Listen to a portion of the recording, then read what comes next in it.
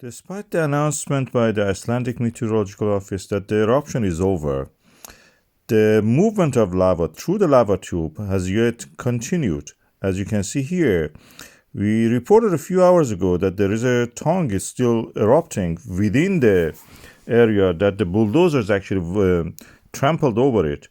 Now we have a new one to the left side, more toward the west, visible, and the lava is inside the third wall.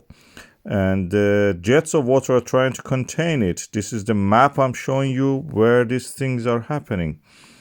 As you can see here, the third one is now being almost overrun.